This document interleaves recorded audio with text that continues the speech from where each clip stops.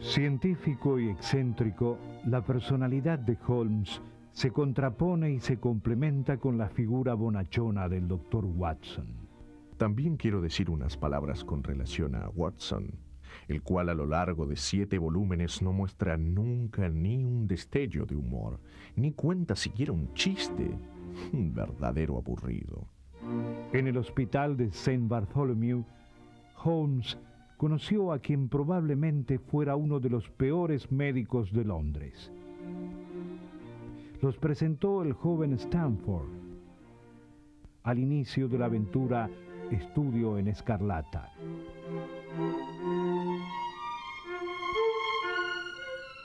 Para quien cayera en las manos de Watson como paciente, las expectativas de supervivencia serían igual de malas que si se hubiera cruzado en el camino del profesor Moriarty o del coronel Moran, célebres villanos, enemigos de Sherlock Holmes. La primera recomendación médica de Watson la encontramos en el signo de los 4. Con toda seriedad, Watson advierte a Thaddeus Sholto sobre el gran peligro que representa ingerir más de 2 gotas de aceite de castor y le recomienda estricnina en grandes dosis como sedante. Desde luego, un veneno como ese sería muy sedante. ¿Qué opinión tenía Holmes de Watson como médico? Son sospechosamente pocas las referencias de este tipo que podemos encontrar, pero hay algo que nos viene a la mente de inmediato. Los hechos son los hechos, Watson. Al fin y al cabo, usted no es más que un doctor de medicina general con una experiencia muy limitada y unas calificaciones mediocres. Esto se lo dice a Watson su mejor amigo. Por otra parte, en ningún momento de las aventuras ejerce como médico de Holmes. En realidad, Holmes prefiere verlo actuar como ayudante o en todo caso como compañía para las caminatas por Regent Circus. Muchas de sus famosas deducciones se lograron mientras se encontraban conversando camino al Club Diógenes, al Carlton o cualquier otro de la zona de Pall Mall. El cliente ilustre es una historia que confirma el carácter distendido de la relación entre los dos, puesto que comienza en un baño turco de Northumberland Avenue. En esa aventura, luego de una cita en el Club Carlton, Holmes es atacado y recibe una grave paliza. Su médico es Sir Leslie Oakshott, que trata a Watson no como a un colega médico, sino como a un visitante irresponsable. Y cuando Holmes, en El detective moribundo, quiere engañar a un médico para que crea que está a las puertas de la muerte, elige, de entre todos los médicos de Londres, al doctor John H. Watson. No, al igual que ocurría con Conan Doyle, los talentos de Watson no parecen incluir la práctica de la medicina. Es una suerte, después de todo, pues si hubiera tenido más pacientes, nosotros tendríamos menos casos narrados de Holmes. Tal vez no al extremo de Watson y sus modestas habilidades como médico, pero hablando en general de mi carrera universitaria, puedo decir que, aunque superé todos los obstáculos y no me suspendieron en ninguna asignatura, tampoco saqué buenas notas. Fui uno más del montón, un 6 de promedio en todos mis exámenes. Pero lo bueno de la medicina fue que me permitió utilizarla como excusa para alguna de mis aventuras. Me refiero a mis peligrosas aventuras, no las de Holmes. Por ejemplo, en 1880 pasé 7 meses en el Ártico a bordo del ballenero Esperanza, capitaneado por el famoso John Gray, y en el Mayumba, con el cual conocí África. Me habían contratado para ejercer como médico, pero como solo tenía 20 años y mis conocimientos de medicina los de un estudiante de tercer año, Debo dar gracias a que en toda la travesía no se requirió mi presencia para ningún caso grave.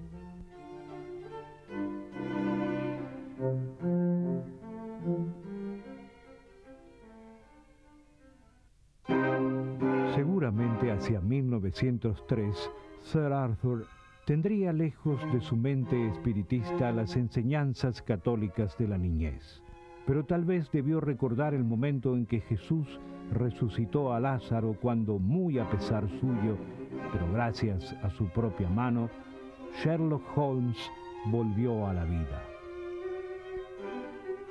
La situación era insostenible. La muerte del detective, ocurrida 10 años antes en Suiza, había despertado una ola de críticas en miles de lectores, y pese a que pasaban los años, la presión de los fanáticos de Holmes no disminuía. Conan Doyle pensó entonces que tal vez convenía calmar las iras entregando una serie de capítulos. Así fue que publicó en el mensuario The Strand Magazine algunas aventuras en las que Watson recordaba a su amigo muerto. La historia se llamó El sabueso de los Baskervilles. Pero eran insaciables. Nadie estaba conforme. Hasta su propia madre le pedía que reviviera a Holmes y los editores aumentaban sus ofertas con cada nueva propuesta. En realidad, a Holmes no era necesario revivirlo, y Conan Doyle lo sabía perfectamente. Y como resultado de un nuevo y extraño pacto entre los dos, Sir Arthur volvió a ejercer sus actividades de agente literario y Holmes a desempolvar su capa y su lupa. Sir Arthur, Holmes y Watson no tuvieron más remedio que contar la verdad. En la pelea con el doctor Moriarty al borde de las cataratas del Reichenbach en Suiza, el detective había conseguido salvarse. Nadie había reparado en que Sherlock Holmes era especialista en distintos tipos de lucha. Entre otras, dominaba una ancestral técnica japonesa llamada el Baritsu u Bartitsu, la cual le había permitido zafar en el último segundo del abrazo mortal de su archienemigo. Así, a partir de octubre de 1903, los tres socios se vieron envueltos en una nueva historia. La aventura de la casa vacía los obligó a retomar la tarea para la que parecían estar destinados hasta el fin de sus días. Holmes a descubrir con frialdad y meticulosidad crímenes que parecían perfectos. Watson a escribirlos en cuidadosas crónicas. Y Sir Arthur Conan Doyle a continuar siendo el agente literario de ambos. Sin embargo, más allá de proseguir las aventuras de Sherlock Holmes, el nombre de Conan Doyle iba a estar en la mente del público por varias razones más.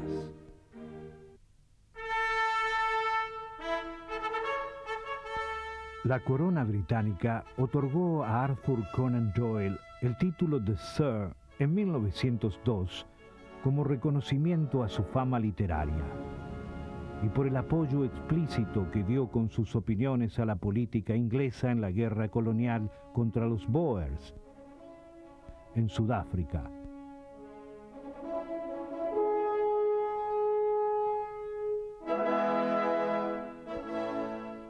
Doyle sentía que su lucha contra Holmes estaba prácticamente ganada. Pero, aunque todavía quedaban muchas batallas por librar, en 1906 utilizó prácticamente los mismos métodos deductivos de su detective para descubrir al culpable de una serie de crímenes que ocurrieron en Staffordshire.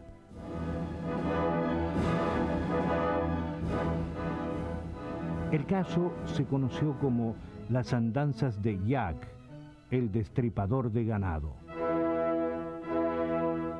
En la zona de los crímenes habían sido hallados durante 1903 una gran cantidad de animales mutilados y destripados.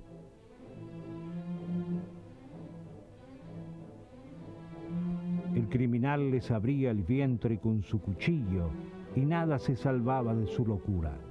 Caballos, ovejas, vacas y ponis. El primer sospechoso fue George Edalji, un abogado de 27 años cuyo padre era un pastor perteneciente a los Parsi, una comunidad contra la cual existía en ese entonces una gran discriminación. A pesar de que solo lo vinculaban al caso pruebas circunstanciales, Edalji fue condenado a 6 años de prisión.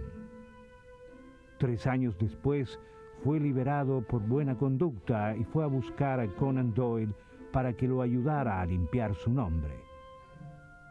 El agente literario de Sherlock Holmes aceptó el desafío e inició una investigación en el lugar de los hechos. Utilizando la deducción, luego de reunir una cantidad de evidencias, descubrió la verdad. El responsable de la muerte de los animales era un ex compañero de Edalji llamado Raiden Sharp, quien además había sido el autor de los anónimos recibidos por la policía, los cuales incriminaban al hijo del pastor. Los argumentos de Conan Doyle eran irrefutables, pero las autoridades se negaban a reabrir el caso. Los artículos periodísticos escritos por Conan Doyle sobre la cuestión causaron gran revuelo e indignación, tanto que su publicación obligó a crear un tribunal de apelaciones en lo penal, hasta entonces inexistente. En 1906, luego de la muerte de su esposa, Conan Doyle entra en un período de oscuridad durante el cual se siente imposibilitado de escribir. De esta situación, motivada por la tristeza, solo se vio libre cuando conoció a Jean Lecky en 1907. Los dos se habían encontrado ya en 1897 y mantuvieron una amistad respetable mientras duró la enfermedad de Toohey. Fue un amor a primera vista, pero desde su perspectiva moral, Conan Doyle consideraba que las parejas debían permanecer en estado platónico hasta el matrimonio. Luego de casarse, la pareja resuelve mudarse a Crowborough, Sussex, y su idea era retirarse allí por el resto de su vida. Sir Arthur se encontraba en ese momento satisfecho y orgulloso, pues había incursionado él solo en un campo que parecía propiedad exclusiva de su antipático detective. Además, su trabajo literario no se vio realmente limitado. En 1912 se ocupó de introducir otro personaje famoso en el mundo de la literatura: el profesor Challenger, protagonista de El Mundo Perdido, un relato ambientado en la prehistoria, en una remota meseta sudamericana. Al mismo tiempo, la guerra inminente en Europa ocupaba sus pensamientos. Y en 1914, cuando el conflicto mundial estalló, Conan Doyle se alistó en la fuerza voluntaria local que estaba a punto de ser reformada como cuerpo oficial. Una vez más, como corresponsal de guerra, visitó el frente de batalla británico, francés e italiano.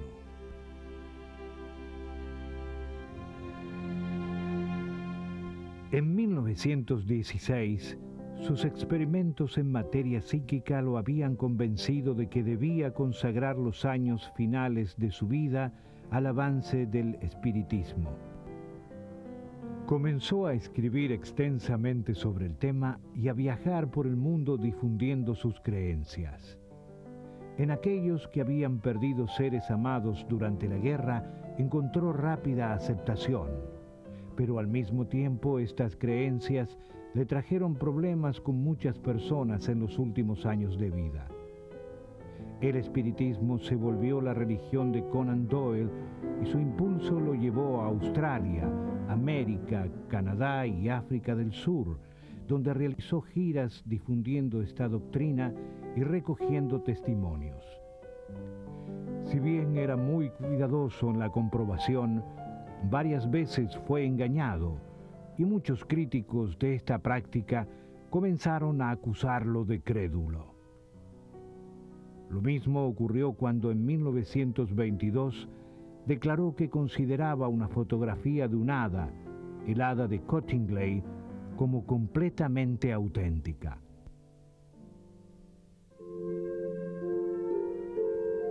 En cuanto al cargo de credulidad, que invariablemente me arrojan los insensibles a mí y a cualquiera que sostenga una visión positiva en este asunto, yo puedo afirmar que en el curso de mi larga carrera como investigador no he podido recordar un solo caso donde se haya demostrado que había estado equivocado en cualquier punto serio, o que tomé por honesta una demostración y luego se haya demostrado como ímproba.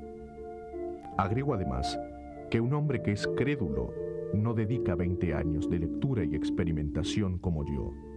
Al crédulo solo le basta con creer, sin sacar conclusiones.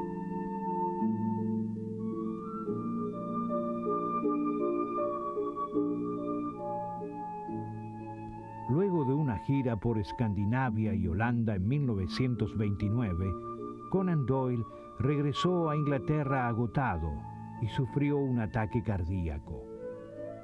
Débil y enfermo, pasó varios meses reposando y finalmente falleció en su casa de Sussex el 7 de julio de 1930.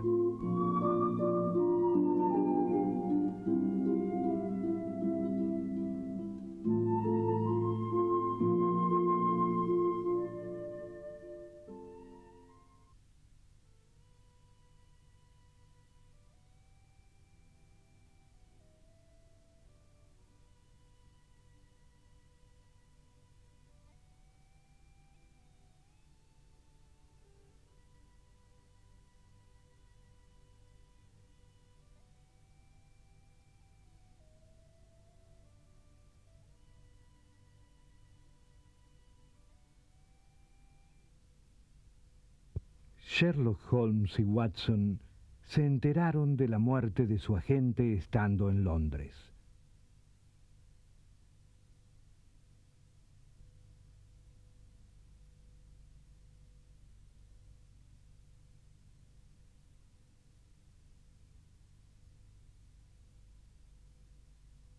Llegaron hasta el lugar donde estaba enterrado y estuvieron largo tiempo en silencio frente a la tumba de Sir Arthur.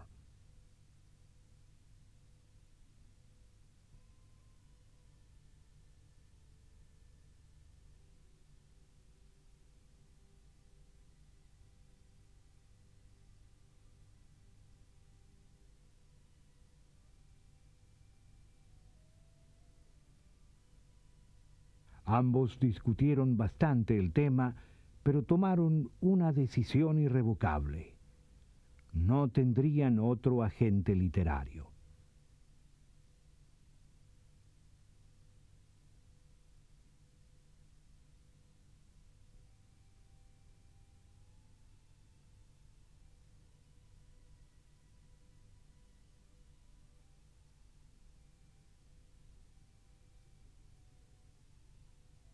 Los aventureros continuaron y ya mayores ambos prestaron invalorables servicios a las fuerzas aliadas contra los nazis en la Segunda Guerra Mundial.